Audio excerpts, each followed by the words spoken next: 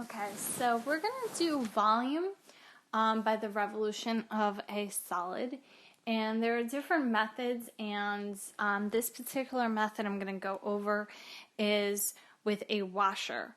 So I'm going to show you what a washer looks like, and the method you choose is based on the problem that you have. So the problems we're going to do today, we're going to need a washer. And notice the method, we have a function in terms of x, we're integrating with respect to x. So it's probably revolving a curve about a line like the x-axis, any like y equals equations, such that we can use this particular method here. Let me move that over. Okay, so this is an example of what a washer looks like. You can actually buy them at Home Depot or Lowe's or some store like that. I had them around the house, and so I decided, hey guys, this is what a washer looks like. So we're gonna have to draw that. And you may get a washer by doing a vertical cross section, particularly if we are evolving something around a line like y equals 0. Okay, so speaking of a curve, I wanted to show you this mixer, this bowl, and it has a curve to it. I'm trying to make it bigger. So perhaps this is a curve when, we're looking at the x-axis vertically instead of horizontally. That would be maybe the y. So kind of like a semicircle. Not necessarily needs to be one. And when you revolve this around, and I know there's more than one here, but even if you were to just revolve something like this to go around in your mixer, okay, this is just a clear picture of what that mixer would look like. Hopefully you could start to see it. As it keeps going around, it makes like a three-dimensional object. You see it's kind of blurry because it keeps going around. And it makes like this three-dimensional object here. So if this was, sliced this way, and this being like the x-axis, and you did like all these slices, that's how you would get a washer kind of disc, because you have like a hole, and this would end up being solid, or at least I'm picturing that in my head. So I just wanted to show you something that looks, or started out to look like a curve like we see when we graph things in a coordinate plane, and what it would look like when we revolve it around. Looks like a three-dimensional object. Okay, so let's go back to our washer that we have here. And this washer that I had in my house, or you can buy, it does have a bit of a thickness. And that thickness, especially when we're trying to measure it along the x-axis, would be delta x.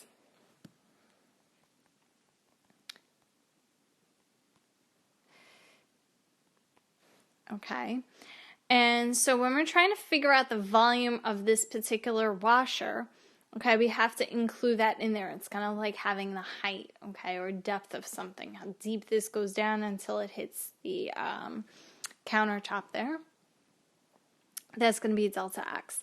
So we have this bigger circle, okay, try to actually draw it around the bigger part here.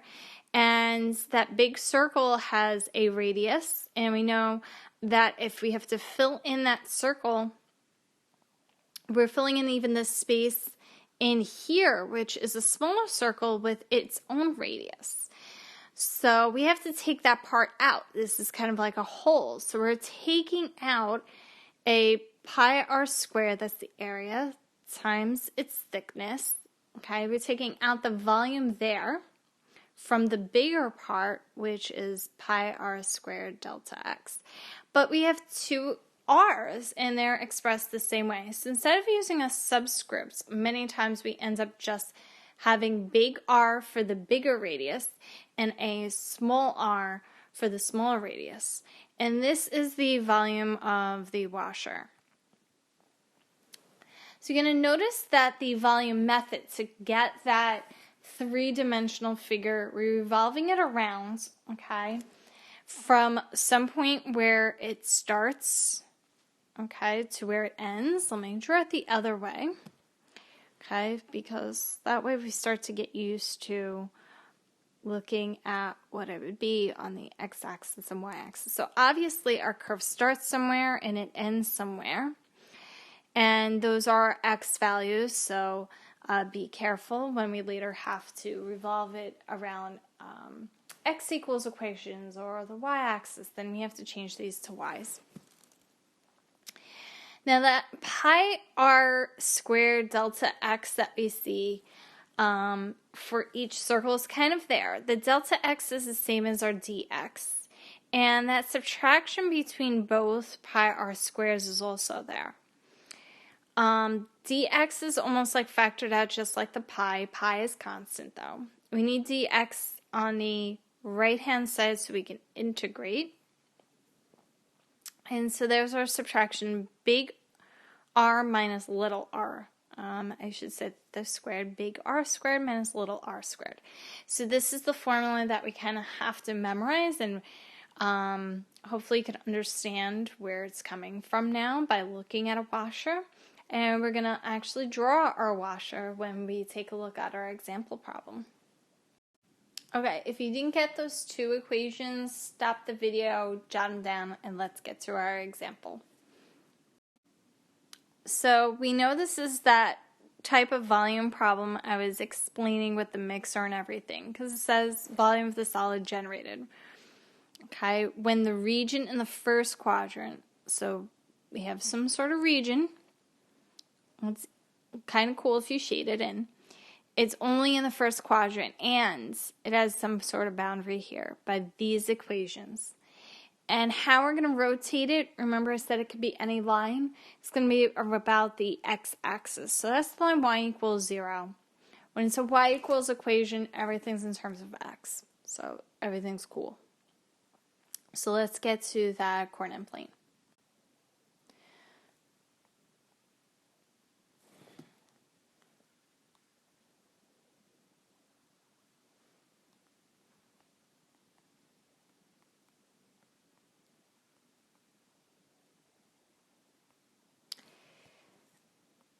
Funny. Okay.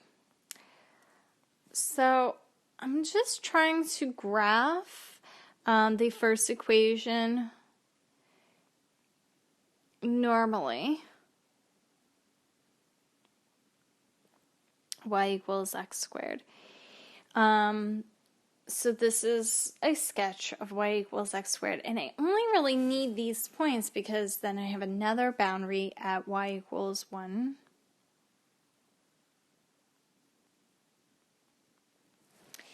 And I have another boundary of the y-axis. So I like the color coordinated. Hopefully you can see where the blue, green, and red kind of intersect. That's the region, those three pieces. So we're going to kind of shade in this part. You can shade it any way you like. Okay. So hopefully you can see that's where it is. Now we're going to rotate it about the x-axis, and this is actually important, although you don't have to do it. I stress for my students to do this so you know what line you're rotating it around.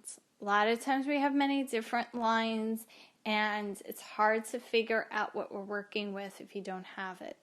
So I kind of make this kind of curl around my line that I'm revolving it around, and an arrow to show it's going around that way. So if it is, that means that this shaded region is going to eventually come down the other way. I'm going to try to use different colors here. Kind of show that.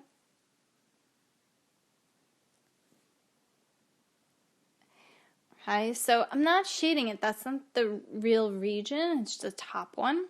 But as you can see, it's coming down. Okay, it's now over here, and then it would come back around. So if it's starting to come around, this is where we should probably be drawing in our washer. So I'm going to use a blue here. And you can draw in your washer anywhere from your region, as long as it's not split up into two different parts, which I'll get to in later lessons. So I'm drawing mine here. That's my outer circle for my washer. I try to draw it so it hits down here. And then I have an inner part. The outer part's got to start at the top of the region, going to the bottom part if that region was reflected. And the inner circle starts from the bottom of a region to the top part of where it was revolved around. So it should be three-dimensional, and you could try shading or drawing one side thicker than the other, so it should look a little bit more three-dimensional.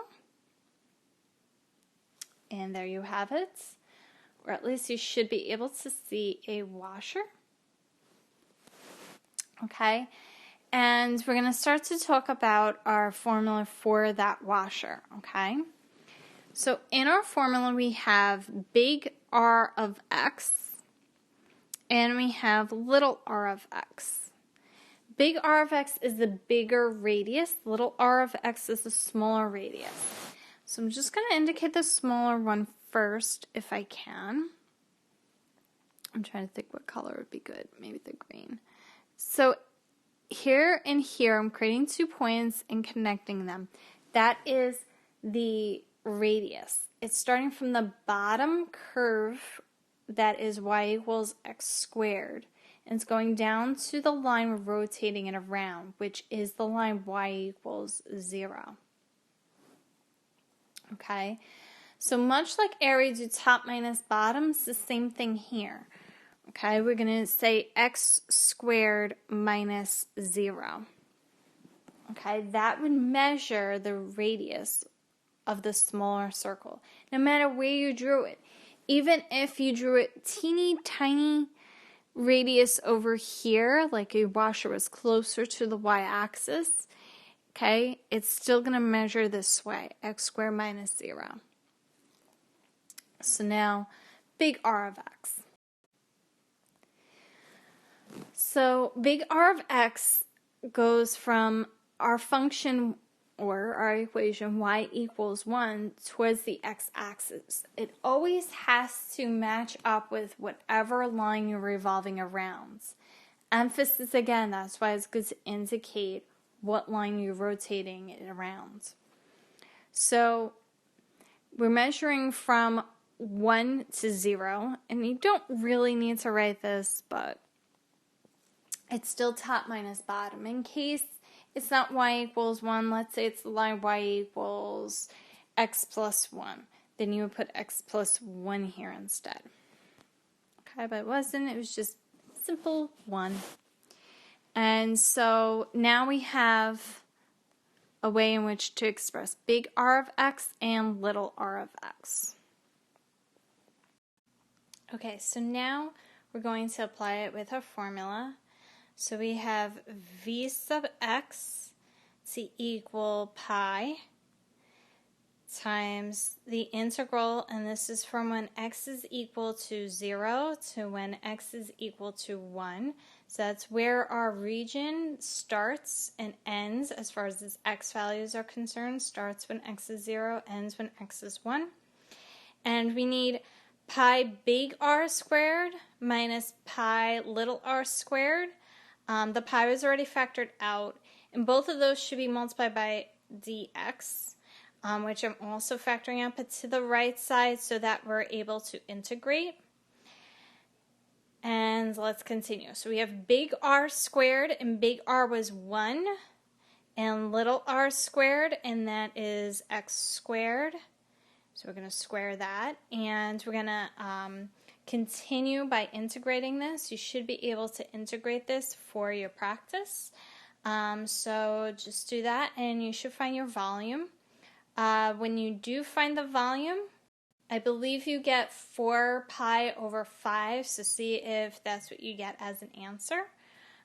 So good luck.